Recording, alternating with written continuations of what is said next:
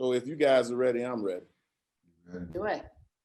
So, Holly, my dear sister, if you're ready, then we're ready for you. I'm ready. Can you all hear me okay? Yes, we can. Great. Well, welcome everyone. We're so glad to have you here. Welcome to the University of Wyoming's Black Studies Center's inaugural webinar series. After 50 years, Does Black Studies Matter? A Critical Critique. Please make sure to check out our new website. You can find that, I think we can put a link in the text box in a moment here. So this is the first installment of a 4-part series, and the next webinar discussion will take place on November 10th, 2020. That one is focused on the complexities and realities of creating a Black-centered curriculum in mainstream education. So a little bit about me. My name is Hallie Hill, and I recently relocated to the University of Wyoming from Asheville, North Carolina. And I am the marketing and communications specialist for the College of Arts and Sciences here at the university.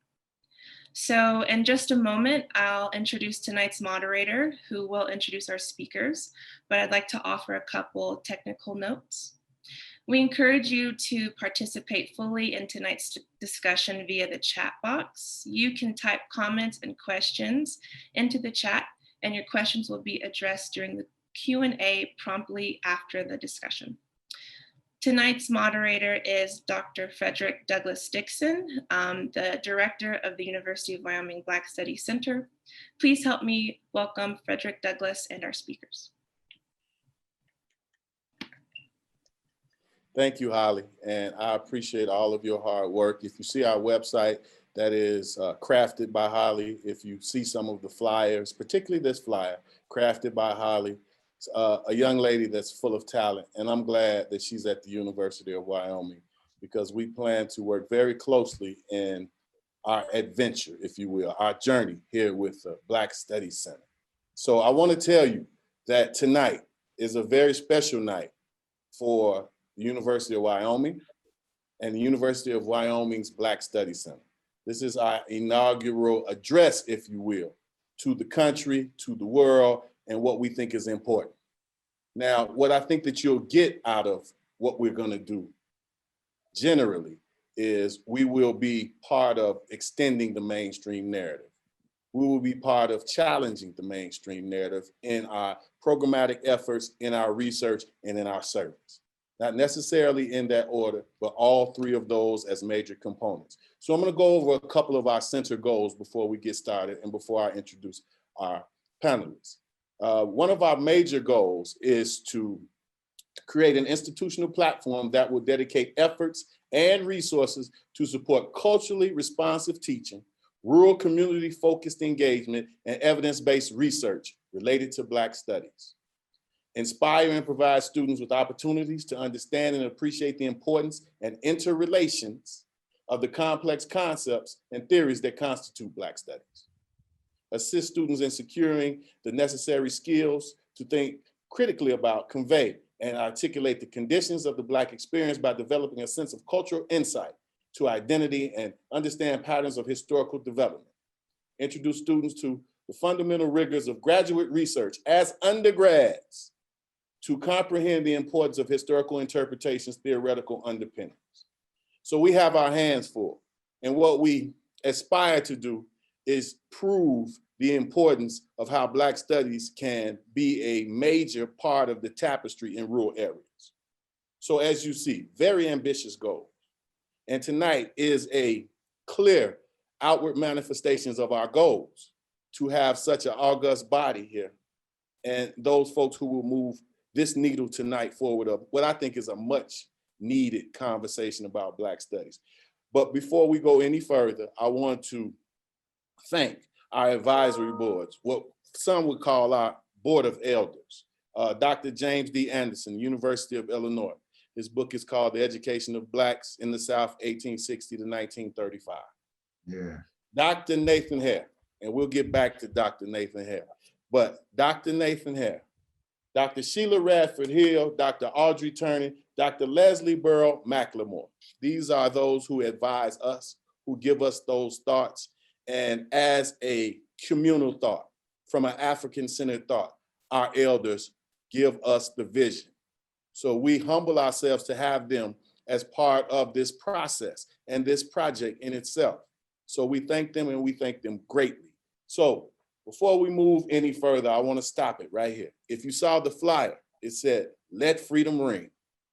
Now, many of us have heard that from Dr. Martin Luther King Jr., and well, you should have. Well, he said it enough times to get your attention. But realistically, this is a part that we honor Dr. Nathan Hare. Dr. Nathan Hare is the very first professor of the Black Studies program, 1969, San Francisco State. Dr. Nathan Hare, I've known quite some time, like a father to me, love him dearly. He is still around, he's still teaching. And if you really want to catch up with Dr. Nathan Hare, all you got to do is jump on Facebook and friend him. He's teaching. That's our guy. He is our guy. From the very beginning, that's our family. And when we think about his long sojourn, we cannot separate him from his wife, Dr. Julia Hare. Now, Dr. Julia Hare, you can Google Dr. Julia Hare, you can Facebook Dr. Julia Hare, and I think that you should. But Dr. Julia Hare, in many ways, represents Dr. Nathan Hare. She's no longer with us, but she had this speech series where she went around the country, and it was called "Let Freedom Ring." So we are honoring Dr. Hare by honoring Dr. Julia Hare and what she thought was important. And I think at this point, this is the baseline of what we can do, particularly us as scholars in today's world of social change. So to have this conversation, I think we're off and running. And to start at the beginning, I think it's proper. So let me introduce Dr. Ashley Howard, University of Iowa. And from that, we believe that what she will add to this conversation will be invaluable. Move along to Dr. Marcus DuBois Watson, a colleague, one that I miss because he's no longer around, but we know his thought will be of upper value as we think about our topic today. And last and certainly not least, Dr. Rick Stevinson, University of Florida. So now what you see in front of you is a group of more than just scholars, more than just intellects. It's engagement. And this is one part of engagement. And so that being the case, we are off and running. So if you guys are ready, I'm ready to go with the very first question, if you guys are ready. Sure. So the very first question, can we address this to Dr. Howard? Because I've learned in many ways, a nation can rise no higher than its woman. Mm-hmm. And in that particular vein, we honor you to go first. And let's begin with the beginning, if it's proper. How did Black Studies become a formal field in education? So like so many things that us folk have, we have to fight for it. And Black Studies very much came out of the student movement in the 1970s. Really the late 60s, but becomes institutionalized in the 1970s. And this is led by a student group. And it was actually funded by a white student group. And it's hard to imagine this, but in the sense that they were collecting fees and they were agitating that the fees that they're using, that they were getting should be put towards the marginalized voices. So we see this in and kind of an ad hoc creation of Chicano studies, women's studies, Black studies courses, right? This hasn't been institutionalized yet, but the topics that people are talking about. And this is beginning to catch on, and this is beginning to get popular. And students realize that there needs to be far more of this type of content, that they need to be represented, their backgrounds, their worldviews, their scholarship need to be put forth. And so with walkouts, with sit-ins, with storming the provosts and chancellor's offices across the nation, but particularly in universities in California and in the Midwest, we see this become an institutionalized program and kind of the long, durée of where it is today. Thank you so much. Pose that same question to Dr. Marcus Watson. DuBois Watson, I'm so sorry. Oh, you good. I'm thinking about just getting rid of the Watson and just being Marcus DuBois from this point forward. I think you've been that for a long time. That's right. I like that byline, you know, the title of the thing and then Marcus DuBois. Just take that in, you know. I get it. Yeah, good question. I'm addressing us as if we're the students. Okay, that I'm taking that as my audience. Okay, so just to add on to what Dr. Howard is saying, I think it's important for students to understand the term Black in Black studies as well. You know, why it wouldn't have been called Negro studies, right? Because you know, part of the emergence of Black studies is that it is riding the wave of the Black Power movement, right? And the Black Power movement has many manifestations, and the Black campus movement or Black student movement is just one, right? And then out of that movement comes the Black studies movement. But you know, that term Black is important, I think, for us to understand, because when Black people in the 1960s say, forget about the term Negro, that was a name that I didn't come up with myself, or we as a people didn't come up with ourselves. Someone else put that name on us, and colored and all these other names. Sure. These were names that were given to us by somebody else, right? So for Black students and their multiracial allies, people in the community, to say, look, if you are white, we are Black and we are proud of it, right? It's important to know that, because you can hear even in the energy that became.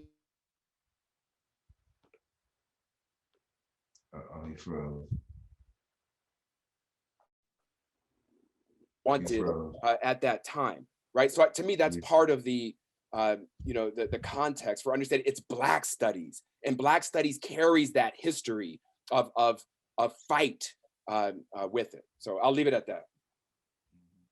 Well, I agree with you wholeheartedly, and I wanted to make sure, because right before you ended, you were frozen. So if there was something that we might have missed, I feel free to let you go ahead and finish the last part of the statement. I know that's pretty tough, but you're a sharp guy. I got to think about where I might have left off, and you guys is here.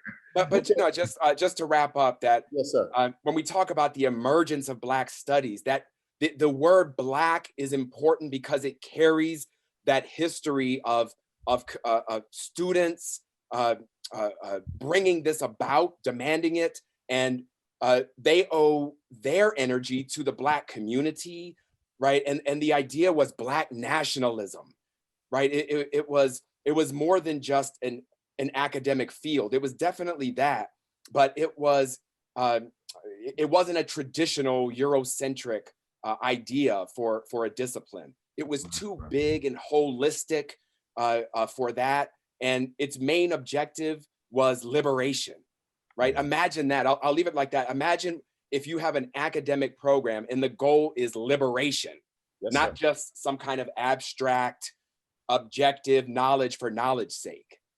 So I'll leave it at that. Well, I thank you. I think you cleared it up real well. And then last but never least, Dr. Rick Stevinson, for that question, we come to you before we move along. Thank you to both of my colleagues. Thank you so much. I just want to add a couple things. One, Black studies roots are deeply seated in student activism. And I think it's important that even today, we constantly continue to integrate intellectualism with activism. I think one of the places that we're falling behind the 8 bar when it comes to Black studies is our students are not as active as they once were. The second thing is, it was a fusion movement. It was a movement of ethnic groups. It was Blacks and Chicanos, Pacific Islanders, Native Americans. And again, if you're going to make change in a white, racist, supremacist society, you got to do it across ethnic groups. And I think that these students were very clear about that. The professors and the administrators in the ivory towers were not concerned about change. The third thing that we learned from this movement is they wanted a education that was relevant. They wanted education that made sense, right? That offered an understanding of the contributions of people of African descent, of Asian descent, of women. It was important for them that they changed the research narrative. Dr. Ani argues that we have to be very careful that as Black scholars, we don't get sucked into this Western social science assessment when it comes to African people. So the Black Studies program began to change the narrative in such a way that even our exegetical and hermeneutical methodologies would change. And then finally, I think it's important to recognize the role that women played. There were a lot of women engaged in this process. They didn't get as much light as the men did, but there were a lot of women, especially once you start getting the Black Panther Party moving into the process, you find a lot of women in the front lines. Absolutely, and thank you. But to all my colleagues on this panel, I was just on a panel a couple of weeks ago, and we were studying, it was a book study, and we were studying the book White Fragility. Yeah. And the caption was, or the title was, Confronting Racism. And I find it very interesting. Now, this is what the Black Studies Center should do. And this is where we separate ourselves. Right. Is that we never really got down to looking at a definition of white fragility. Mm-hmm. We never drilled down in the time that we had, which was very short. And we never really talked about how how white fragility is a part of the narrative now. So for us to clear it up, as one who learned that you must be empirically accurate, but then understand how to interpret that particular data set. The way I look at it is I say this: when we think of Black studies and tying it to the Black Power movement, all of you have mentioned that. Let's go over really quickly the idea of the Black Power movement, particularly when we think about its goals compared to the Civil Rights movement, right? So let's be clear. Mm-hmm. Civil Rights movement, the idea was to have Blacks incorporated into existing white institutions as equals. Mm-hmm. Black Power movement said that we should control the educational, financial, and all other institutions within the Black community. So that shift that we look at is what we're talking about. So let's step one step back, good people. As we step and we look at the transition from civil rights to Black Power, and we tie it into how it becomes a formal education field, here's the question: does Black studies become incorporated or looked to as become overwhelmed and absorbed by the white ivory tower when we think about it first coming into the field? So we started out with Ashley. Let's go to Dr. Marcus, DuBois, and then we'll go to Dr. Rick, and then you'll clean it up for us, Dr. Ashley, on the second question.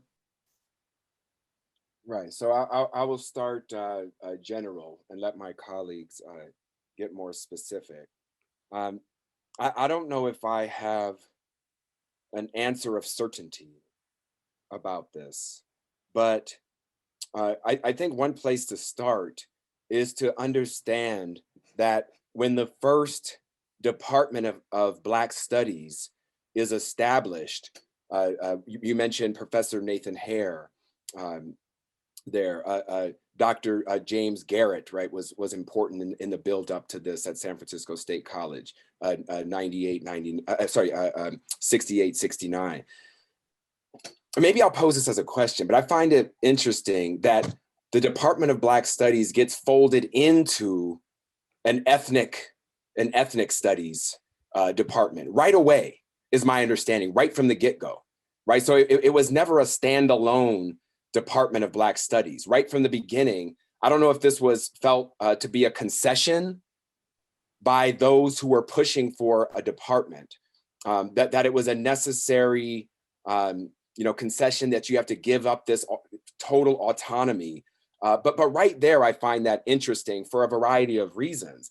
I find that even today, many of us, many whites especially, my colleagues even, have trouble saying black, saying the word black, or they'll sometimes ask me, do I call people black? Do I call people African American? And they're kind of fidgety about that. And one of my first thoughts is these are social justice people too. Okay, so my first thought about this when I hear this is, if we can't even say the name, or if we're uncomfortable saying black, are these the people who should be leading this? All right, so then I think about that way back then, and how the Department of Black Studies gets folded into an overarching department called I think it was Ethnic Studies, and how already at the very early moments of this, we already get to start hiding the word black out of sight, out of mind. Okay, so anyway, I'll leave it there and let my colleagues take over. Excellent, excellent. Dr. Rick. Yeah.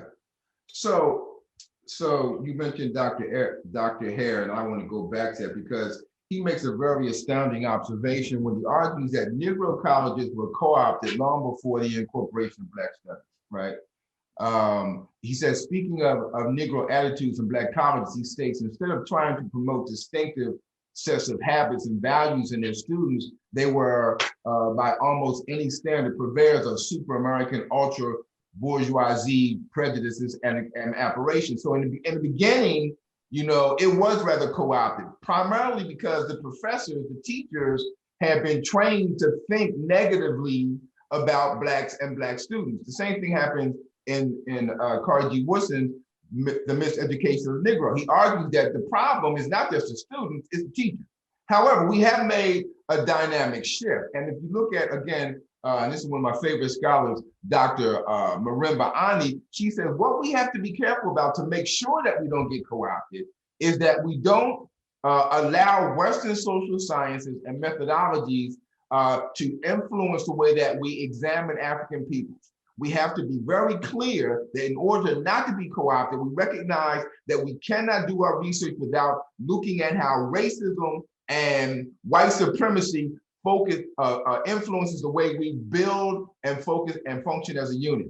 And so I want to argue that one of the most important things that we can do to ensure that we don't remain co-opted or get co-opted is to allow our exegetical methods and our hermeneutics to include the experiences of the voices of African peoples first, using an Afrocentric methodology where we bring them to the center of the conversation as opposed to the periphery. Excellent. And before I go to Dr. Howard, I want you guys to understand, when we think about Dr. Hare, we're talking about someone who actually walked the walk. What we mean was the good fight. Now, mind you, if you don't know, Dr. Hare at that time was a prize fighter. So I mean that in a very literal sense. So Dr. Hare was a prize fighter. Here's Dr. Hare's, Dr. Hare's on here with us. He's on here somewhere with us. But here's the thing with Dr. Nathan Hare. Dr. Nathan Hare was a great sociologist. Graduated from the University of Chicago in 1955. So imagine what that looked like. I'm from Chicago, so I can understand. Right. But what Dr. Hare is saying is that Howard University, that fired him in 1966, he is laying it out to you that when we talk about the Harvard of HBCUs, the problem was the funding that came from the Capitol wouldn't allow for a Black Studies Center curriculum. That's what he's arguing. Exactly. Now, state schools get their money from states. So if you can understand that Washington being in DC, their money comes from the Capitol. Right. Then we understand that Dr. Hare, and he goes to San Francisco State. And one thing I have to make sure that everybody's clear on, my research is on student activism and protest in Chicago at a community college. And in 1965, that same college had a Negro history class that turned into a Black Studies program prior to 1969. So the story isn't told accurately. That's why we have our young scholars on here. And we want you to be inspired. We want you to understand those esoteric stories are there for you. So when we think about that, let's clear it up with Dr. Hare. Dr. Hare was an amazing sociologist, but he was marginalized because of the strength of what he brought to the table as a scholar. You can read about him in The Black Scholar. You can also understand that Dr. Hare was and still is teaching to this day. So Dr. Howard, if you can kind of close that one down for us, we would really appreciate it. Yeah, so there's a lot of things, and I'm going to try and neatly tie it all together because Frederick Douglass, you sparked something else, right? Funding, right? State funding. And that has a huge impact. And we see this happening right now, right? With the declaration that we can't teach critical race studies, we can't do sexual harassment training. And actual universities are taking that to heart and have suspended those trainings. So this is not some ideological, think exercise.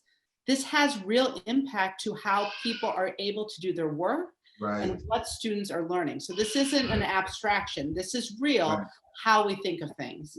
And thinking about the objectives of Black power, right? Black people in control of the institutions that affect their lives. Black people in control of the narratives which depict them to the rest of the world. This is so critical to how we understand the purpose and how, even as Dr. Stevinson was saying, the methodology that we use, how we do our work is crucial. And for me, one of my favorite articles that I usually begin most of my courses talking about is Vincent Harding's White, Negro, and Black History. So this is coming from a lecture that he did at the Institute of Black Thought in Atlanta. And it's this idea that the very nature of Black studies fundamentally challenges how most people see the world. Exactly. So he says white history is this triumphalist narrative, right? We were there and now we're here and we're just proudly marching through. We were colonized by the UK, but now we're our own nation. We wanted to be manifest destiny, sea to shining sea, and we did that. We used to have a race problem. Then Martin Luther King Jr. set everybody free, and now we have Obama, right? It's this triumphalist narrative that we're always pushing forward. Harding, that's white history. Harding argues what Negro history is, and I so love how Dr. DuBois Watson was throwing that in, right? This idea of Black having such power and meaning in it. Negro history is just inserting Black voices into those stories without fundamentally challenging what is actually going on there. And that's key, Crispus Attucks, he was there. Tuskegee Airmen, right? These are still talking about these revolutionary wars, these imperial conquests as a triumphalist movement, but as I like to joke with my students, but chocolate dipping it, right? Like putting Black. And finally, we have what Harding calls as Black history. And that is fundamentally changing the lens in which we understand our world. Right? So we don't see sea to shining sea as this wonderful thing of America finally meeting her manifest destiny. We look at it as the expansion of slavery. We look at it as a horrific genocide that takes place alongside the removal of indigenous people, right? And so it's shifting the very frame that we do it. And when we put all of this into conversation with the institutions, it's that we see this so-called crisis of Black studies occurring at the same time that there is a crisis of higher ed, right? What is the purpose of higher education? What are we learning? Is it vocational training? Is it just a four-year transition between high school and adulthood? What is the purpose? And, and I so love how Dr. Dixon started off about thinking about Black women and their contributions, because for me, and I'll mention the other one later, but for me, the two things that really grounded me in preparation for this conversation today were done by Black women. And I think Black women, particularly through the politics and the frameworks of intersectionality, really help us realize the broader political project of Black studies. And so I go back to Janetta Cole, and she wrote this in the 80s, right? So at this point, Janetta Cole is an English professor, was president of Spelman University, an all-female Black institution. And so she's writing this about 10 years out, right? So they're looking back thinking, well, what are we doing in as Black scholars? Are we doing it right? Are we doing it? And specifically, how does Black studies fit into a liberal arts education, which is the core of any college degree? And what she argues is that Black studies provides a critique, not only to the stuff we study, sociology, psychology, history, but to the university, to liberal arts, the university, and our society as a whole. Because what she says Black study teaches us is to whom and who is being taught, right? So to whom and who, the politics of citation. How is it taught? Is it collaborative? Is it just the professor cramming information down? Or are students actually valued that they have something to contribute? Right. And why is it taught? And that for me is the name of the game in Black studies and thinking about it in the institution of higher ed, is why do we teach what we teach? Why is it that we all have to take Shakespeare? Why is it that we've all read, oh, I don't know, The Great Gatsby? What about Native Son? What about Their Eyes Are Watching God? What about Citizen, right? Like, what about all these canonical Black texts? What does it teach us about America when we shift our focus away from this triumphalist narrative to the experience that so many other people have had? Awesome. Absolutely. Awesome. That's right in the middle, in the bullseye, Dr. Howard. Thank you so much. Awesome. So let's begin to pivot the conversation to a practicality of Black studies from a theoretical perspective. Now, my research reveals that in the city of Chicago, that community colleges played this huge role. And that's because of their connection to the community, their distance from, let's say, traditional white institutions, and how they dealt with the dealings of the daily rhythms of the community. Right. Now, still, these are the folks in the family that are considered to be those who will make a difference through formal education. So that's where it connects. Right. But let's think about it like this. As a struggle, here's the question, good people. As a struggle, when we look at Black studies and its ties to grassroots organizations, particularly we see what comes out of Oakland in 1966. We understand that's the Black Panther Party. So it comes into this particular arena with a threat in many ways. How would you all speak to that? We can go right to you first, Dr. Rick, but hold on a second. We want to include our participants. Please leave us your thoughts in the chat room, not just questions, but your thoughts. Feel free. Let me explain to you, this group can handle it. So shoot your questions to a point that can be answered today in the small time that we have. Thank you so much. Go ahead, Dr. Rick. Yeah, I think a couple things. The first thing is that, as we said earlier, the African-American studies as a discipline began as a movement, and therefore we cannot divorce its connection to community. We oftentimes use the terms town and gown, right?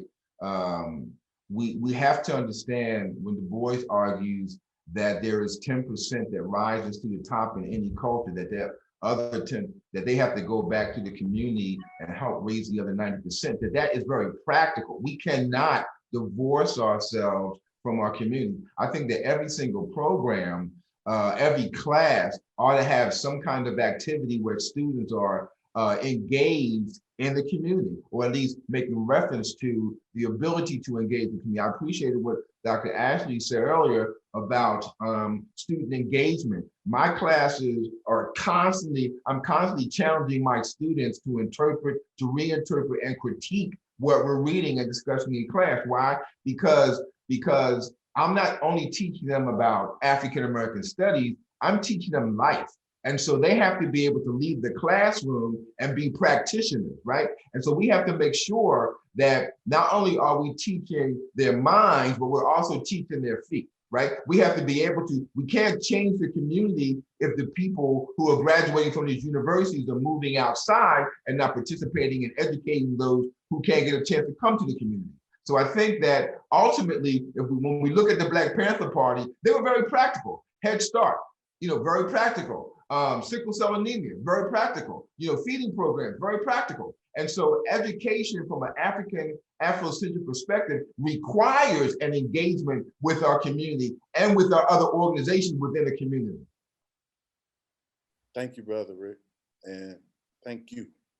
So we can go to Dr. Ashley. Yeah. So, I mean, this again goes back to this vocation. And at the University of Iowa, we have a diversity and inclusion, mandatory makes it sound punitive, but a requirement. That's the official lingo. A requirement. Everybody has to have a diversity and inclusion course. And they said so they can learn about other people and have conversations with people unlike themselves. And that's fine. But again, going back to this idea of Cole, is taking Black studies teaches us how to think differently, right? And Black studies was born from an activist tradition, which everybody has said. And so it is not knowledge for the sake of knowledge, as has so aptly been saying, it's knowledge for the sake of liberation. Mm-hmm. And so in my last response, I talked about, the things that I was reading. And the other kind of one that I want to plug here is by Darlene Clark Hine, right? This other great luminary Black woman historian. And she's writing 40 years after Cole and is trying to think about the same questions, right? And it's such a shame. I will even go on the record, the recorded record of saying it's a damn shame, right? That every decade, it seems that Black studies has to justify its existence when we can look out in the street and see that we are needed now more than ever. We are needed in every decade. And what Clark Hine argues in her Black Studies Manifesto is what the Black Studies curriculum, right? What she calls the habits of the mind or the characteristics of what you get from taking Black Studies courses, right? And so it's not just this abstract, oh, I get to learn about people who are different than I do. What she's arguing is that these are characteristics that you can put in your backpack and take out with you to the world. So the first is intersectionality, right? That we are the sum of our experiences, race, class, gender, right? So if you are a physician, right? Something that you don't major in Black studies to become. If you are a physician, understanding what it means to be a Black woman, to be a trans Black woman, sure, and have a particular health issue will make you a better medical practitioner, right? So intersectionality. The second is nonlinear thinking. This idea, going back to Harding, that we are always on a forward march.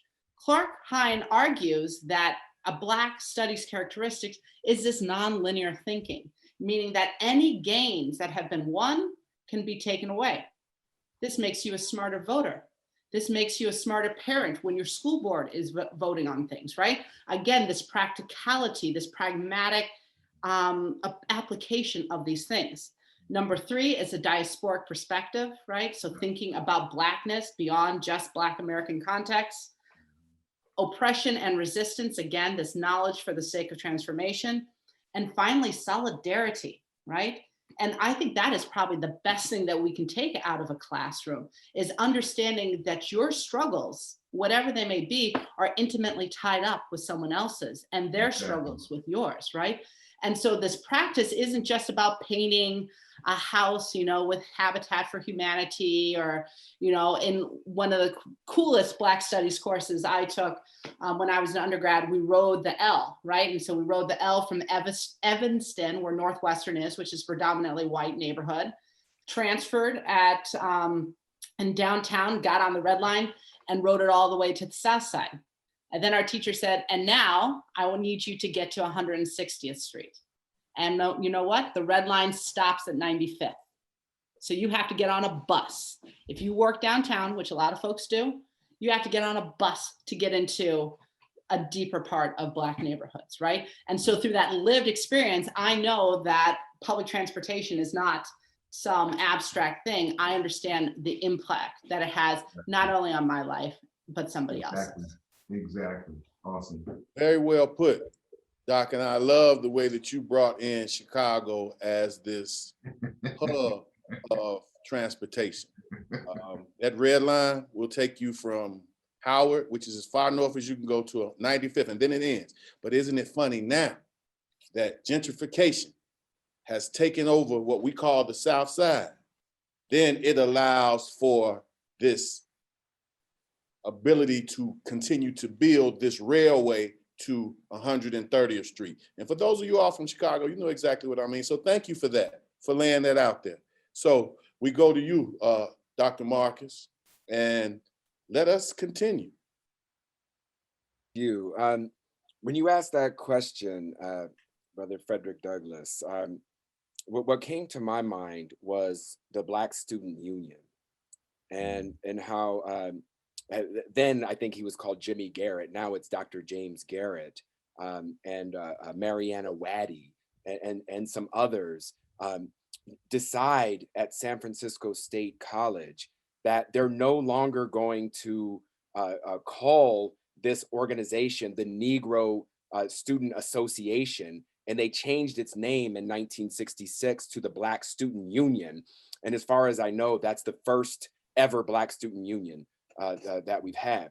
And we've already talked about the significance of the names, the Negro to Black. But what I think is important to also understand is the significance of the word union as opposed to association, because their ideology as student activists was about Black nationalism. It was about, and this is not a white nationalism, which is a fait accompli, I would say, in higher ed. You know, if you look at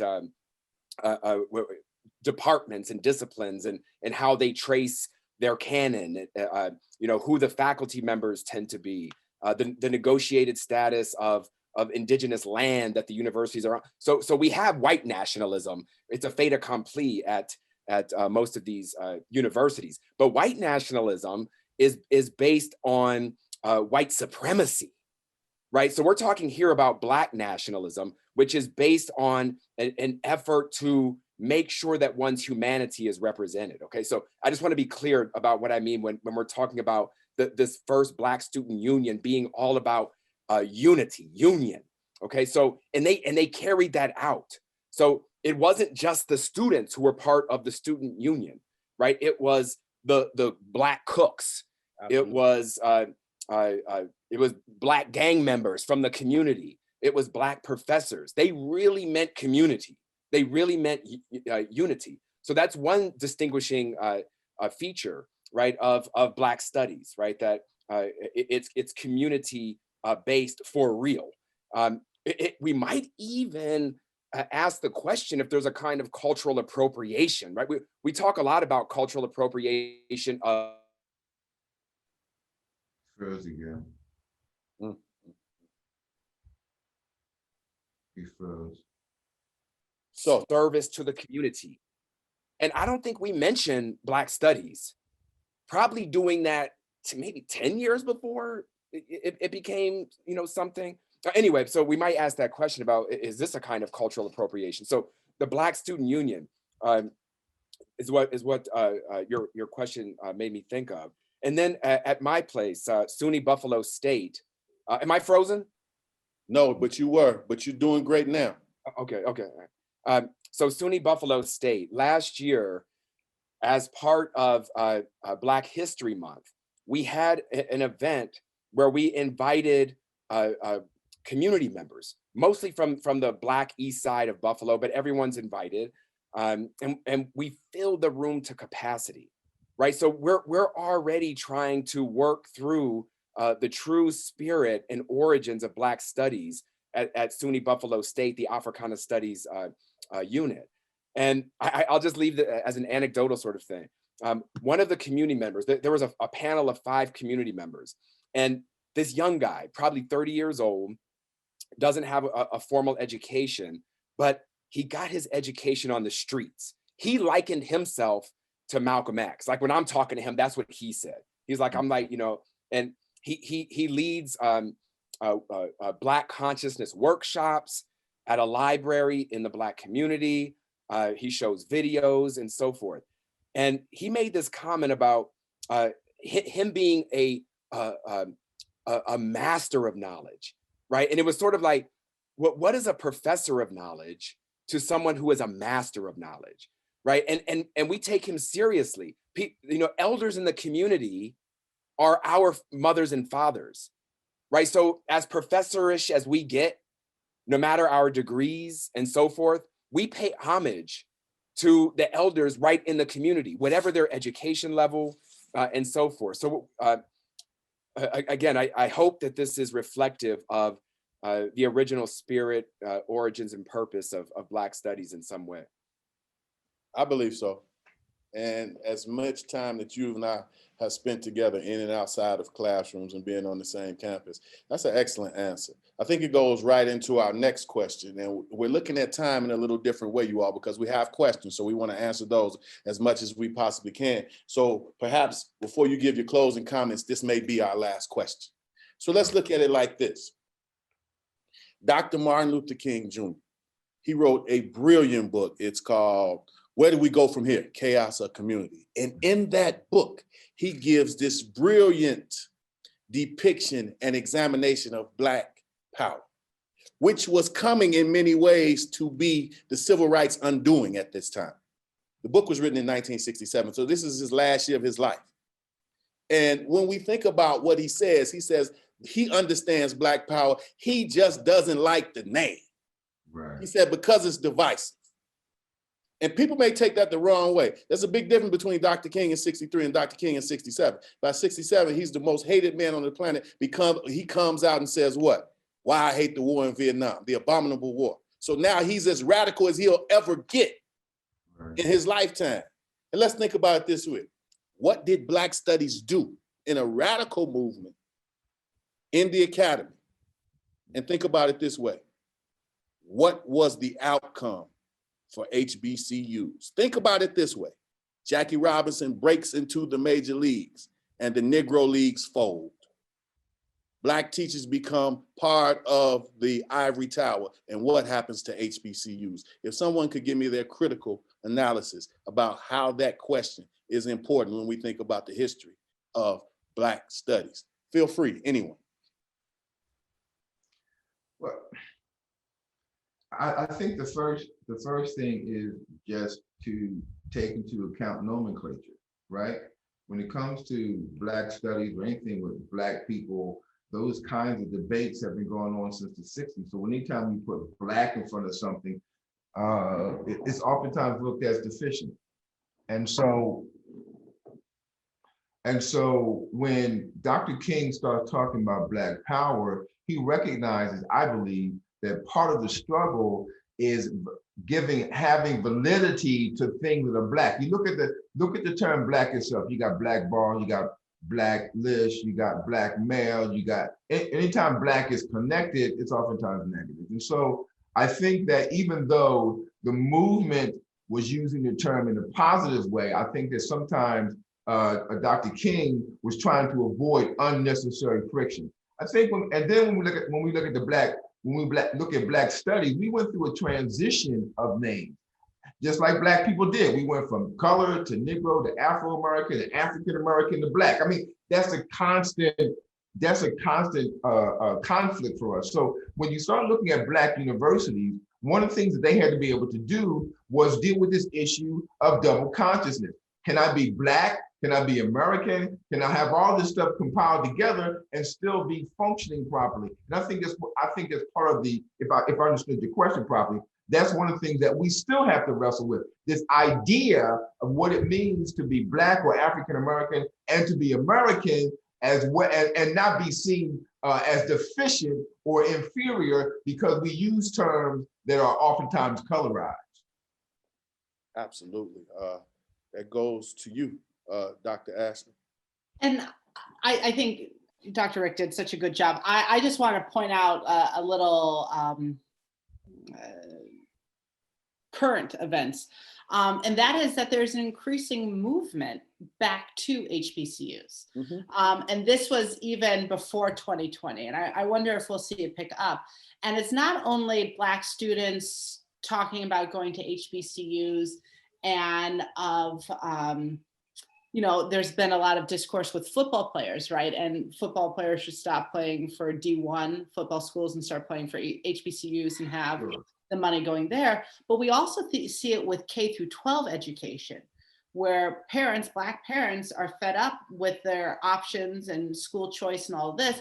And so they're starting Black homeschooling networks. You see this in Baltimore, you see this in New Orleans. And so I think there is movement towards Black institutions.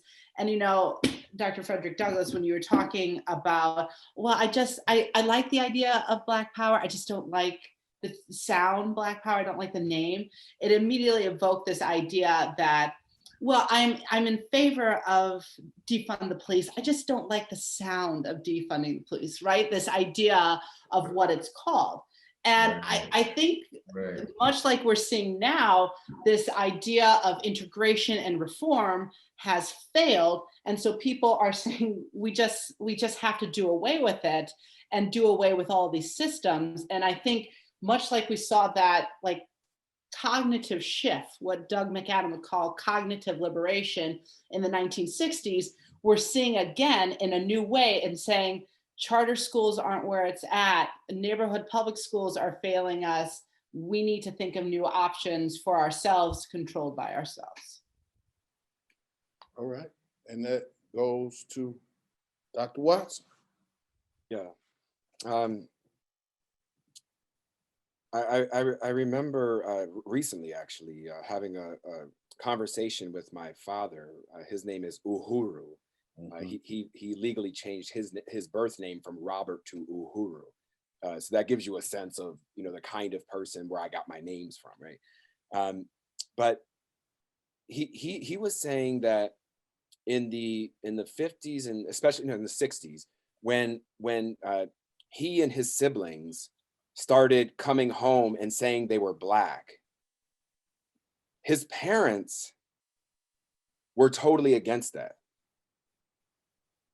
They were totally against it. Obviously, they were an older guard, and they had been accustomed to calling themselves Negro with great pride, right? Or the same pride that we might think a Black person would say, I'm Black. They were doing that with Negro, and they were uppercasing it and so forth. And according to my father, I know this is anecdotal, but according to my father, you know, what they were against was associating with something so negative, right? Something that was considered so negative. You know, as Professor Rick talked about, you know, the associations we have with that word, Black, I think was, you know, it's where my grandparents were coming from. So naming is important, but what the Black Power movement was doing was flipping the script, right? This is a contentious issue these days with the N-word, right? It's, do you give it power? Do you let it sit out there and have power? Or like the young people, do you take it as your own and say, y'all can't use it, but we're using it to mean brother, sister, and so forth, right? Something similar. Right.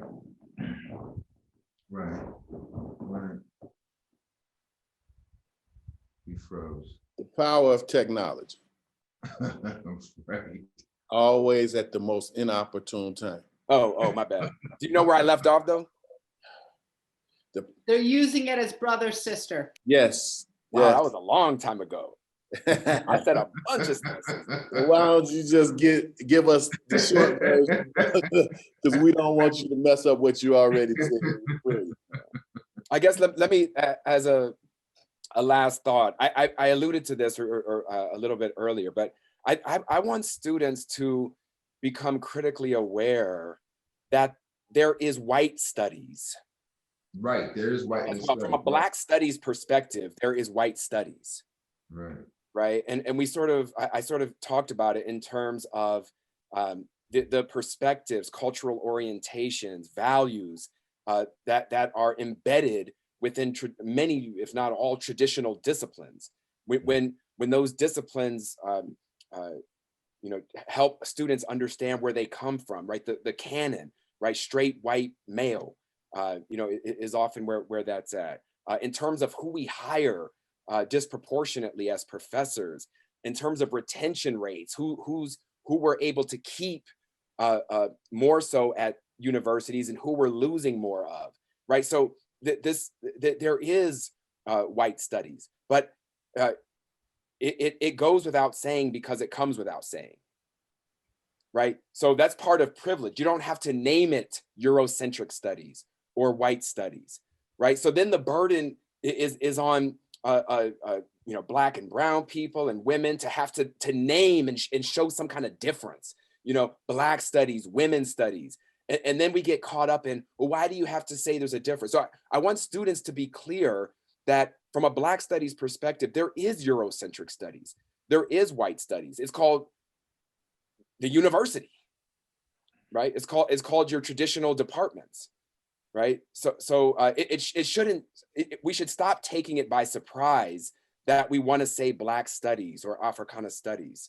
And again, I talked about how white studies or Eurocentric studies is coming at it from a white supremacist, unhealthy, psychologically unhealthy perspective. And on top of it, it's almost required that you come out of your 4 years of education with a Eurocentric education, right? If you're going through those other traditional departments, somehow, some way, you are required implicitly, we talk about implicit bias, you're implicitly required to come out of it with a Eurocentric education.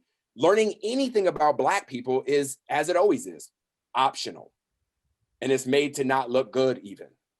So I'll leave it at that. Excellent. So we got a few questions because our time is going good. We are on point, and even if we got started just a little late, we're still in a really good space to get these questions. Okay, here's one. Do you believe that community college was made for the community to achieve something in the way that Black people carry themselves and the way that they look at the real world? So he's asking a question about community colleges. Anybody can jump right in. And that question is written here, just so I can look at it. Yeah, I think it's Dwayne Washington II, which I'm so very proud of. Thank you for that question, young man. That's my nephew, you are. So community college, I may be able to answer this. My research studies community colleges. Matter of fact, Kennedy King College on the south side of Chicago. And let's think about it just like this. Kennedy King College is a slash between Dr. Martin Luther King and Robert F. Kennedy. But before it was named Woodrow Wilson. This comes out of a struggle. So let us understand that 3 things happened at that institution in 1968. They had the very first Black Studies program. They hired the very first Black president, and they also had a permanent name change. This reveals how the power of what was happening in the community became part of what was happening on the college campus. We got to realize, we take a step back, 1966, Dr. Martin Luther King spends a whole year in Chicago with the End Slums campaign. That has something to do with it. If you understand the idea of our brother, Chairman Fred Hampton Sr., he was a part of Chicago's tapestry at this particular time. Right. So the community college activism has gotten to the point where I call it the Black community college revolutionary movement. And I write intensely on that. So to answer your question, one way you can look at it, DJ, is to look at it in a way that you see the community is tied directly to and as a reflection and a microcosm of the community itself. Exactly, it has to be. Without the separation of an institution's campus. Exactly. So realistically in Chicago, if you understand what I understand, let me explain to you very straight. If you go to certain colleges, you got to deal with those organizations in that community. So you're going to deal with the Almighty Black Peace Stone Nation. You're going to deal with the Gangster Disciples. But there's always been a sort of past, if you will, or the idea of them understanding, particularly during the 1960s, that what you were doing was important as a student, as long as what we say you wasn't half-stepping, right? So when we think about that, we understand that it becomes very important for us to answer that question about the power of community colleges. Excellent question, DJ. when it comes to this next question, I wanted to go to that question, Toby, that was put forth by Timberly Vogel. I can't see it now. Can you read that for me, Toby? Just a second. Thank you. I think she just reposted it at the very bottom of the chat. Okay. And I did as well a few questions up. So All right. So is there a difference between the way Black Studies has to be taught in predominantly white institutions, especially in rural spaces?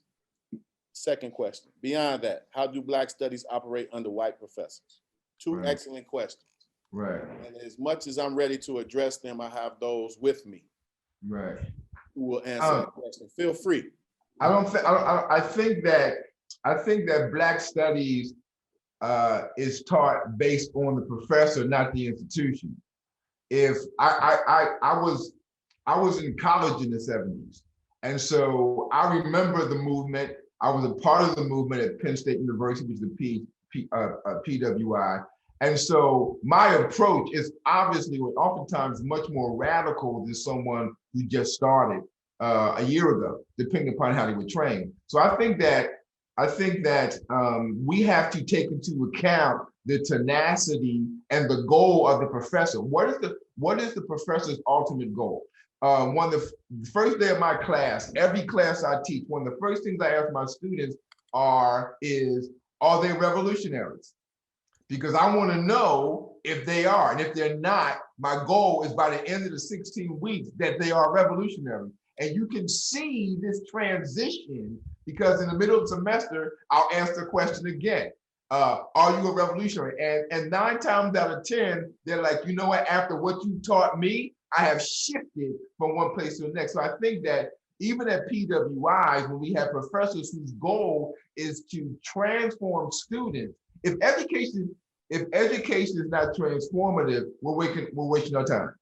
And so ultimately, I think that if you are an African American studies professor, whether you're in the HBCU or in the PWI, if your goal is to transform students into radicalized, revolutionary, community engaged people, then it doesn't matter where you're teaching. Absolutely. Someone else? I've taught at different institutions. So now I'm at a large state university, but prior to this, I was at a institution that was 60% student of color and 50% first gen. And while it was not officially HBCU, it certainly had, plenty of students of color, namely Black kids in my class. And one thing that I felt was different, and although I totally agree, like, you are who you are when in the classroom, but I had to do less scaffolding. There are certain ideas and certain concepts that people just got that I didn't have to explain. I think that was one difference. And I think the other difference is that if a student said something that was a bit out of step, the class corrected that student. And they're like, no, that's wrong. You're looking at it the wrong way. And as a professor now, I am the person who makes that correction because it's terribly awkward if you are one or two of a person of color in a classroom and the teacher's like, and you? Like, what would you like to say about being Black? And so that's something different than that I've seen. And I know personally, I try to be very sensitive that some of the things that I'm telling students, this is the first time they've ever heard it, like Right. challenging Abraham Lincoln's, the great emancipator thesis, right? That Black folks self-liberated. They didn't wait for the Emancipation Proclamation. Right. They walked off the plantation. Right. And so for a lot of people, that is just earth-shattering. So I know that I try to come from a place of understanding and a bit more care for people who I'm completely disrupting their worldviews. Thank you so much.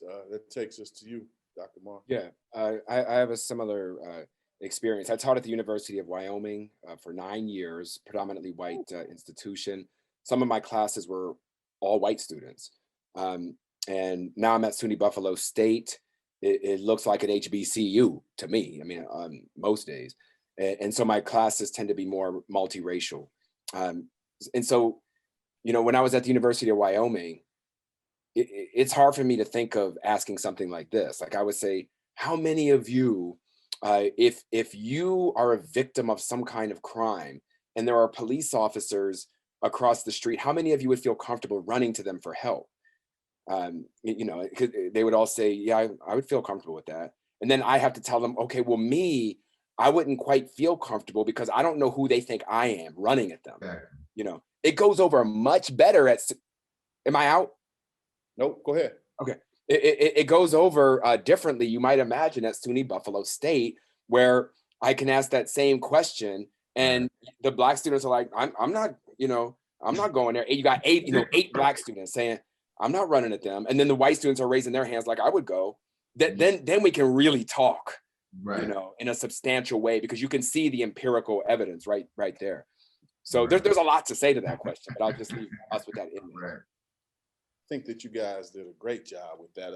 Expanding on this top question, the question we just talked about, are there any white Black study professors and how are they viewed by other Black studies professors?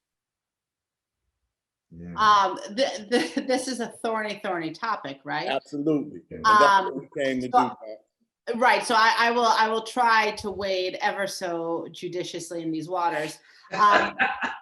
You know, there's always that phrase, my kinfolk, not my skin folk, no, other way around, my skin folk, not my kinfolk. Meaning just because someone's Black doesn't mean that they carry the same politics as you do. And just because someone's white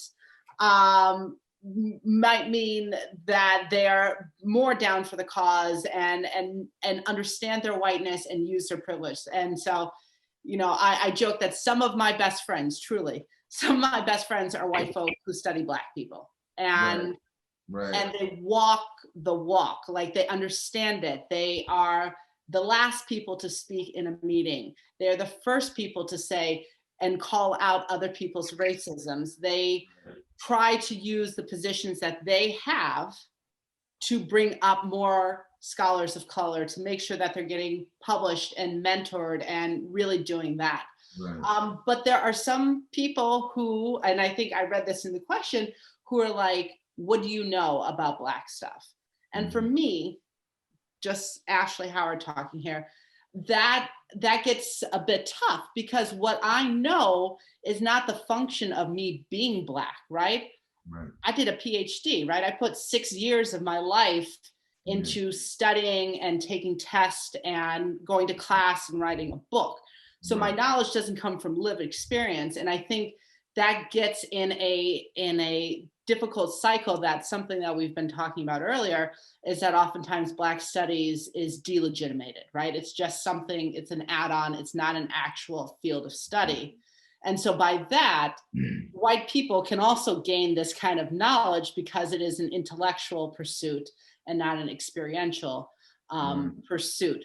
But I also know that I can understand things more acutely and can point things out because I'm a Black person. Like I assigned Do the Right Thing to my class last week, and it opened, and you know, I can't tell you how many times I've seen that movie, but it opened with Lift Every Voice and Sing.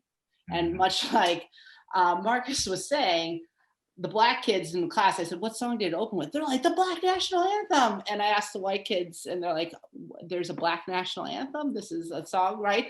And so that's a place where you see lived experience coming in a different way. Right. And if I can just tag on to that, if you remember, DuBois makes that argument in The Miseducation of the Negro, that just because the Black professors were the biggest problem. And even when the African-American studies began, right, Dr. Kenneth Clark, Martin Kilson, Bayard Rustin, they were all people who were against Black studies, and they were Black, right? So you know, your skin color doesn't always qualify you to be the person who does a good job at teaching the field. I think that it's more about your heart, right, and your goal, and what do you want to see when your students leave the classroom, right? Your students, I think of students as a legacy, right? And so when I die, will the world be better because I poured into the lives of these people and challenged them to transform the world? Or when I die, will they say, he was all right, but he was, you know, boom, and keep on rolling, right? My goal is to make sure that every single student never forgets what I taught them because their lives depend on it. So excellent. I wanted to kind of further that before we close out. I think there is a layered nuance that allows for us to make this very relevant and very critical. I think that there are white professors who teach Black studies who have this unmitigated gall to believe that they're supposed to be in a position where they teach Black studies. Not because the scholarship isn't real, not because we are not competent. It's a larger problem. And the larger problem in itself is white privilege, which is a byproduct of white superiority. Right. So we will find folks who, as Dr. Marcus talked about, these are social justice folks, right? We'll find them in positions of authority over things that we hold dearly. Like, you know, the control of the thought of Dr. Martin Luther King, which is very well funded. And they'll describe it and they'll make sure, some of them, not all, but we're the ones that we're talking about, the ones that we're calling out, the ones that we are saying to them directly that it's something that you can be included, but it's nothing that you should lead. So as my father would say, you're in the right church, but you're in the wrong pew, right? When we think about the leadership that comes from that, and being at Wyoming, it's a constant reminder. There's an ayah from the Holy Quran that says, a reminder always benefits the believer. And many times in my daily rhythms, I'm reminded just how white supremacy, white privilege plays itself out in formal education. So going back to the last question, yes, I came to disrupt. I came to dismantle. I came to interrupt. I'm second generation, but that is what's needed when we talk about an education that's either finite or infinite. What we've dealt with outside, well, with the Eurocentric thought has been finite.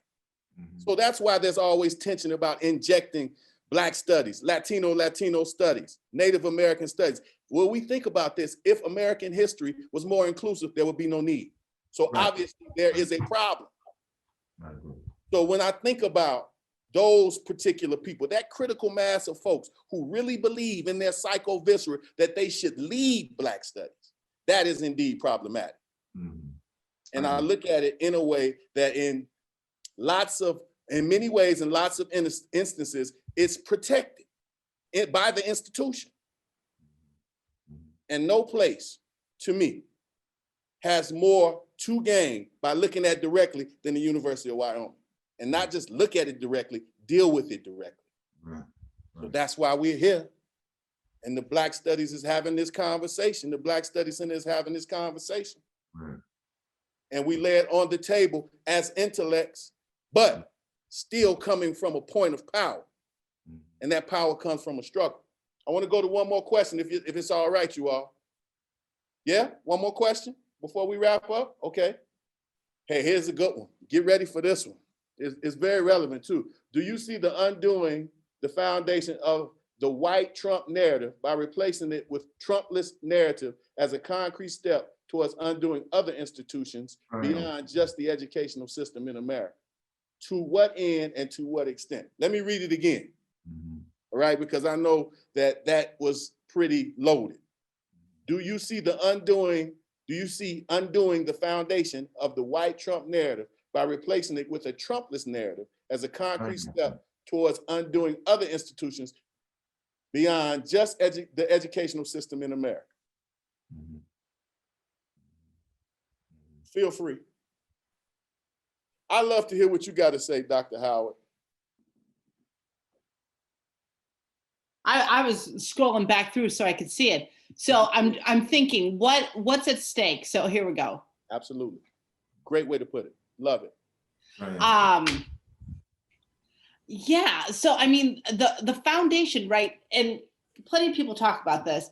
History is not an idle pursuit, right? Like, this is how we build national identity. This is how we build collective understanding. And so we need to tell these narratives that paint us in a positive light, right? Because then it justifies all the things that we do. And so to knock out one of those pillars would take the whole thing down with it. one of my hands down favorite scholars is a guy by the name of Johann Galtung, and he is a scholar of peace studies. And so he looks at what violence is, and he argues that violence isn't just direct violence, me harming somebody else, but there's also structural violence, which are, you know, inferior schools for kids of color, it's banks not giving Black folks loans for small businesses, you know, on and on and on. Right. And then also the cultural violence. And the cultural violence isn't me saying, oh, if you wear your hair natural, you don't look professional, right? That's not cultural violence. Right. Cultural violence is what's under the surface that we can't even see, that justifies the direct violence and the structural violence. Right. It's green lighting violence against somebody and making it seem like this is the way that it's always been. Right. That's the impact of history right there. Right. And so when we have a triumphal list, right? So a triumphal list, like, yay, we conquer, but a triumph less, right? Where we say, this is the history, this is what happens, there's no winners or losers, this is what it is. This begins for us to dismantle these systems of cultural violence, which allow violence in all of its hierarchical structures to, you know, to persist and to really pervade our mindsets. All right. I'll answer this with another story, if I may. I have a good friend from Ghana, West Africa. He came recently to the United States to go schooling, and he brought his two daughters with him, ages 5 and 12. They're here in Buffalo now, and I was at a store within the last week with those two girls and my own 5-year-old, and I asked those two girls. There were dolls in this store. One was black, one was white, and I said, "Which one do you want?" No, you didn't do the doll test. I'm telling you, man. I'm telling you. They said, they pointed, they want the white doll. I said, I did it. I said, which one do you look like? They pointed to the black doll, and I said, which one is pretty? And they pointed to the white doll. Okay, so is this 2020 or the 1940s? Right.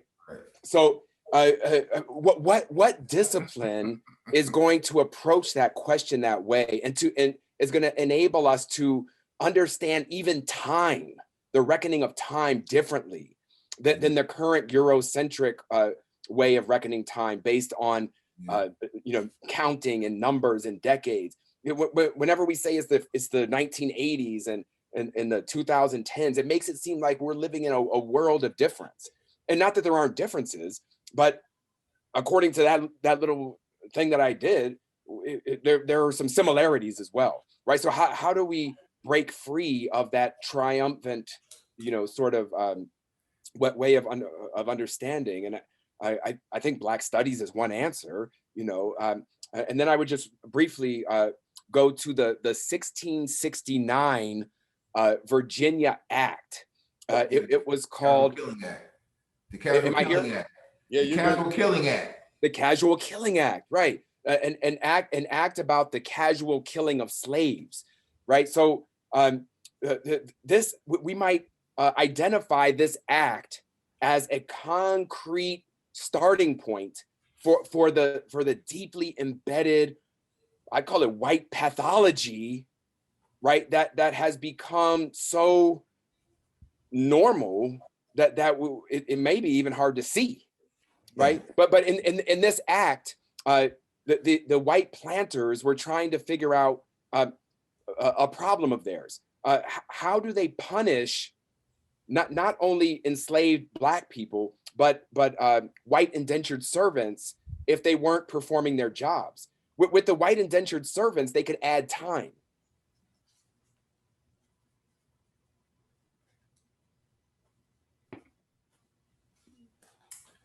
He froze. Did I go out again? Yes, you did. Yes. You are 3 for 3. All right. So anyway, that act basically made it illegal by the law for Black people to resist being enslaved. So it wasn't, they were already enslaved, but the law said you can't have a finger out of place, a toe out of place. You can't look a certain way. Right. or we'll make an example out of you through death, right? And it absolved. It specifically in that act, it mentions the white male planters, their wives, and overseers, right? So it absolves these categories of people from having to feel guilty about murdering Black people. Sound familiar, right? Right. We need to. I'm just agreeing with that question that it's vitally important to critically re-understand this triumphant narrative. And if you want to change the narrative, you have to change what? The narrator. Yes, sir. Right. That's But I think that there's two prongs here, right? So and you said you said a lot there. I just want to give me 2 minutes. First thing is manifest destiny has always been triumphant, right? But when you change the narrator, you change the narrator by changing the knowledge. So there's a guy named Dr. Donald Iacovone who started doing a book on abolitionists and then began to read these 1800 textbooks from the South, and he discovered that they all talked about white supremacy. They all argued that this is a white man's history, that the books were written to support that notion, right, Iacovone? Then when you talk about the Casual Killing Act of 1669, what we fail to realize is that act was primarily written for the white women, because they were killing the babies that were fathered by their husbands and these slaves, right? But if you fast forward, qualified immunity with police officers is the same thing as the Casual Killing Act. A police officer gets qualified immunity where if he can argue that you rebelled or resisted, he can kill you and it not be a felony. So it's the exact same thing. So what has to happen then is we have to be able to, in African-American studies, is to understand how history is, from a Black perspective, is sent through a sieve of racism and supremacy so that we can get to the roots of why this thing is so wrong. And then finally, I just showed the Dow test in my class, right? And what I argued in the class was the test was done 4 times and each time the same results. Now with Dr. Watson, it was done the 5th time with the same results, which suggests to us that there is a such thing as systemic racism. And until we understand that the system can't be fixed because it's working the way it's supposed to, it's got to be demolished. It was designed to function the way it functions. Absolutely. Erie Davis. Young lady out of Los Angeles did the Doll test in 2008, 2007, Yep. 2005. Same result. So for Dr. Marcus to bring that up, excellent point. One piece of reading that you can do when you want to think about as what we have discussed as a consistent and nefarious dehumanization process is written by Dr. Bobby E. Wright. Dr. Bobby E. Wright talks about the psychopathic racial personality. And what he does in the first lines, in the first paragraph, he compares the relationship between Blacks and whites to a bullfight, the bull and the matador. So it's of interest to you all who are reading this to become more aware. And obviously, during this small time that we've had, we've named a bunch of different things that you should read. So we'll go back and make sure that we can get those out. My email is there. But before we go, Toby, go ahead and let that question go. We got one question that should end it, and we're going to take this one live because we are looking at it in a very straightforward way. Go ahead, Toby, let that question go.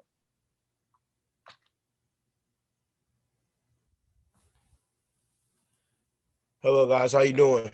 Hey. My name is Dwayne Washington II. Excuse me. So my question was basically, in my question I just said, going to it right now. I'm sorry about that.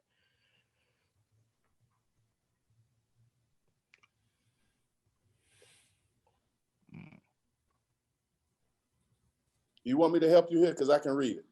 Yeah, read it for me, please. Do you believe that religion that you were raised with or chose on your own has a cause on Black studies? And if it will, like, speak a little more to the microphone. So what is he saying is, what I get out of that question, and I don't want to say for you, what role does religion play in the formation, the origin and development of Black studies. Awesome. Well, that, yeah. Well, that, but also what I'm also asking is, because you have a lot of religions. You have, for two prime religions, you have Christianity and you have Muslim. Now, as I can see it from me learning from school and learning from you as you being my uncle, and as learning from the environment that's around me, I know about Malcolm X, I know about Farrakhan, I know about Muhammad Ali, and such as those other leaders that brought out to the world and came to say that all the things that the black people are doing, such as such as from going to slavery to being something big in life. So what I'm trying to say is, how does that fall in line with the Black studies? Does that increase the Black studies of our knowledge, or does that decline the Black studies as which religion we believe in? Thank you. Awesome Thank question. you. Great question. Great question. Very proud of you. Great question. Anybody, feel free. I'll go. I say this before anybody speaks. That's our idea. Dr. Watson and I talk about it all the time. We want the students. The youngest is the most important. Awesome. Dr. Ansel, you ready to go? You want me to go? Okay, so I appreciate your question, because that's actually how I got into graduate school. I have 2 master's degrees in biblical studies and theology, and theological research methods, and also a doctorate in African American church history. And I began the research trying to figure out why these Africans would become Christian, right?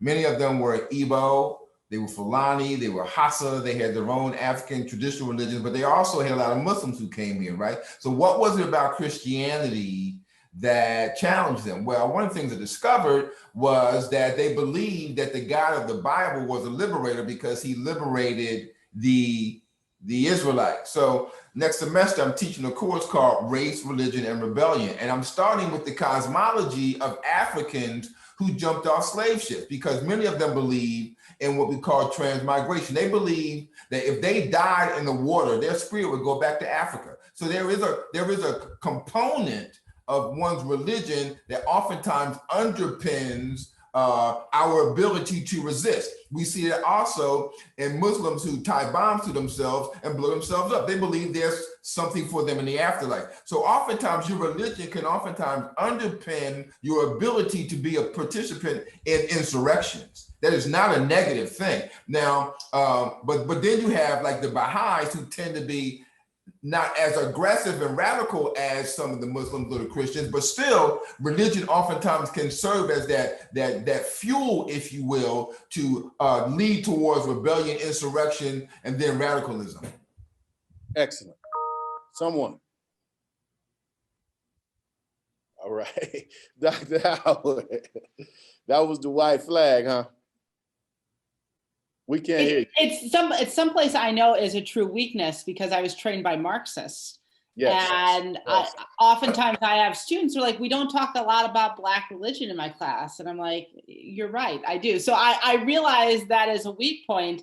And I think until recently, there hasn't been a lot of scholarship thinking about the activist tradition through religious lens. And of course, Carrie Plinblatt's book, who is at Wyoming, about Black power and Black theology and liberation, is, a great text on that.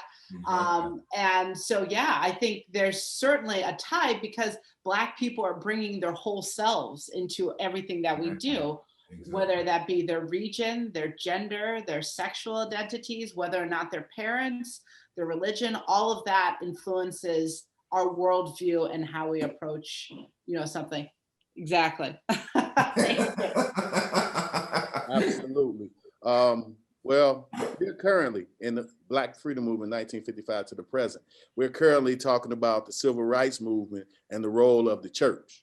And we're reading Alden Morris's Origins of the Civil Rights Movement. And when we think about the role that the church played in the Civil Rights Movement and the American lynching movement, the role that the church played. How do you do else, right? And when we think about the idea of, let's say, contemporary social movements, Black Power movement, the Black Panther Party, the Nation of Islam, we see these evolving aspects how folks, children think a little differently. Well, some would say intergenerational discontinuity. Well, that's a really strong critique, and I believe that it has a place. But the natural outgrowth of watching one look at religion as an answer when they're dealing with a daily struggle may be something that can challenge the Genesis, the Exodus, Leviticus, the Numbers, Deuteronomy, Joshua, Judges, and Ruth, compared to me looking at the Black Power movement in a way that says one thing that we haven't discussed is armed resistance to police brutality, right? We didn't talk about that in the Black Power movement, right? But somewhere along the church may tell me not to carry a gun. Yeah. So I think what Dr. Howard is saying, it's so much room for scholarship for our young folks who are on this line. Yeah. And I want everybody to get a chance to close it down because we're still doing good with our time, but now we're at the time where we need to go close it down. So for me personally, let's go to Dr. Howard as our sister so we can begin to close down. Yeah, so I mean, in closing, we've said so much, and I think the big things, there was a question in there that says, you know, are participating in institutions the answers, or should we check out? This was in regards to voting. I think voting is more important now than ever, and it doesn't mean that it should be participating in that, even though we know the Electoral College is a mess, even though there's voter disenfranchisement. That's, in my opinion, all the more reason to go out and vote. And we can still consider alternatives and think about other institution building. So that's just one thing. And I want to go back to this crisis of higher ed.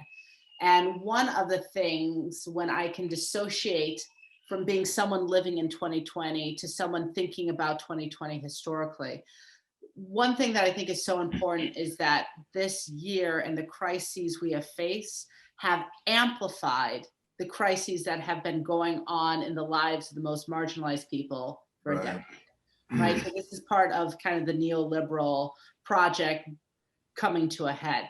So if we think about healthcare, if we think about K through 12 schools, if we think about blue collar jobs, all of these types of things that have really come to the fore in talking about the crises of 2020, we also see this as a crisis of higher ed, right? When we see austerity measures and we see that more students of color, more first generation students are coming to college at significant debt. Y'all know this, right? And then the value of college, the crisis of higher ed starts happening when people who look like us are teaching there and enrolling there. And so I think this crisis of higher ed is one that is manufactured to really begin to think about why we need to educate people. And for me, that's so key because this is the knowledge that builds engaged citizenry. This is the knowledge that helps create people who can liberate and to see change and to believe and be hopeful that change can happen. So yes, the institutions we have certainly need an overhaul, but there is a liberatory space in all of them. Thank you. Dr. Watson? Yes. You can hear me? Yes, we can. Yeah. I would end like this, I guess. There's a lot of ways to end. Do we know the names Pauli Murray, Sure. T.R.M. Howard, Yes, sir. Yeah. Queen Mother Moore, Absolutely. and so forth? I would think that a lot of students might answer no. And these are very important figures in Black history. So some of what we would consider our most important Supreme Court cases, issues of reparation are wrapped around the lives of these individuals. And I would dare say that most people never heard of them before, right? But if I said Francis Scott Key, Robert E. Lee, John C. Calhoun, not to mention Woodrow Wilson and FDR presidents, I would think that we would know that. And those first three I mentioned, those white historical figures, not that we know their details, but we've heard the names at least.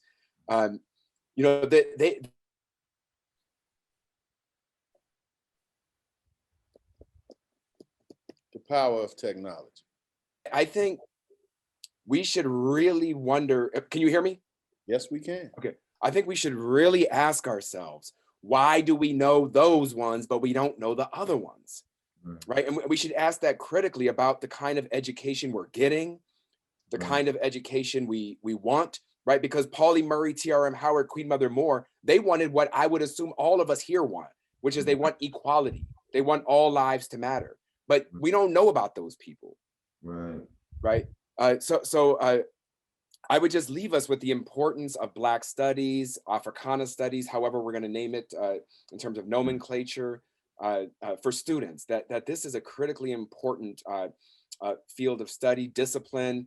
If we're serious, if we're very serious about the things we say about diversity and social justice and so forth, right? If Black lives matter, how can we don't recognize the names of these very important Black lives, right? If Black minds matter, right? How come we're not filling up our minds with these kinds of folks? But I'll leave it at that.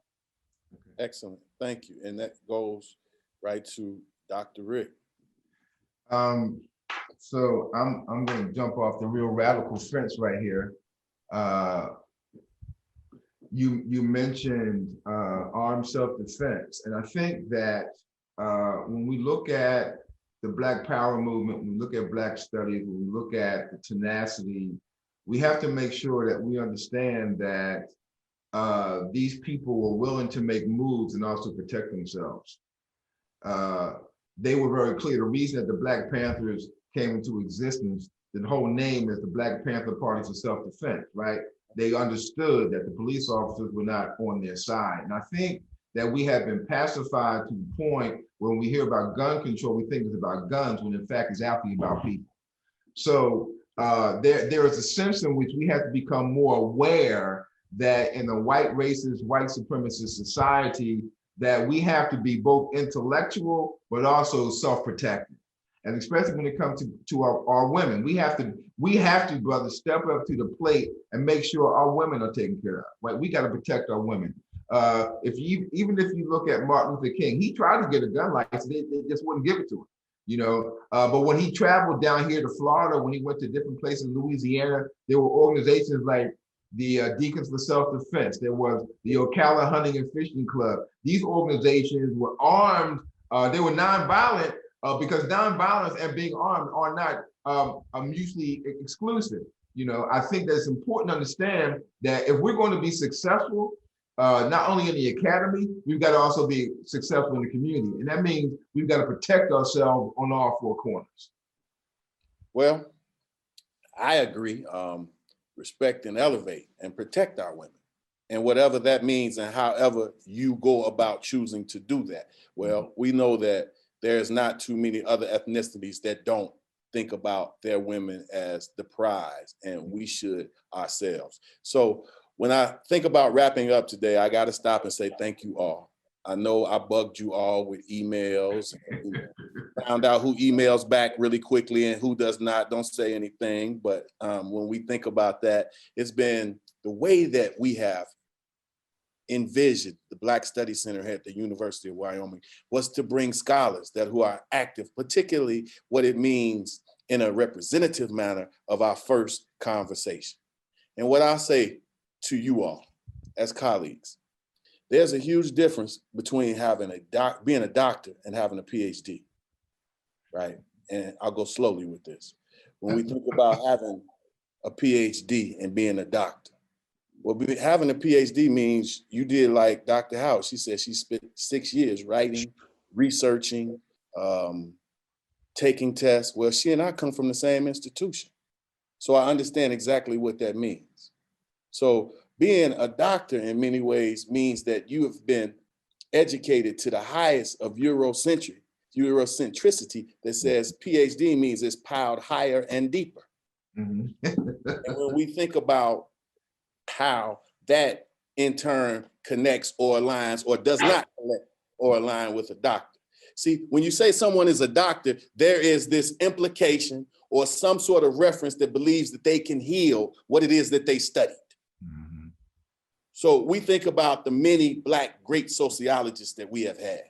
including Dr. Nathan Hare, which we hope you're still on here, Doc. And then we think about the plight of the Black society. And then we think about the great Black psychologist, Bobby E. Wright. And then we think about the plight of the Black psyche. And we think about our great Black economists, and we think of the plight of Black economy. Somewhere along the line, I'm dealing with people here in front of you that are not just PhDs, but they're well on their way to being doctors. And that's what's needed. So I say my hat's off to all of you. Please stick with us. We are at such an infantile stage that we need help. And we thank you for you all providing your thoughts, your acumen in such a way where we can go from here and understand that when we think about our first conversation, it was more than just relevant, the origin and the development of Black studies. I think that you guys have done a great job. Thank you, man. And as Sister Sharon Austin just said, bravo. I agree. And I will make sure that you all get these comments. I will make sure that you get these comments. And all I say is for the Black Studies Center, there's a long road ahead and we are well on our way. So we look to the future and we look to impact directly what it looks like for Black studies in rural areas and beyond. So again, for all of you all who took your time to come out, we thank you. We thank you for the questions. And we look forward to moving right along that path. When we say Black studies, much different than African American studies. This has been Black Studies tonight. So I thank you all again. Thank you.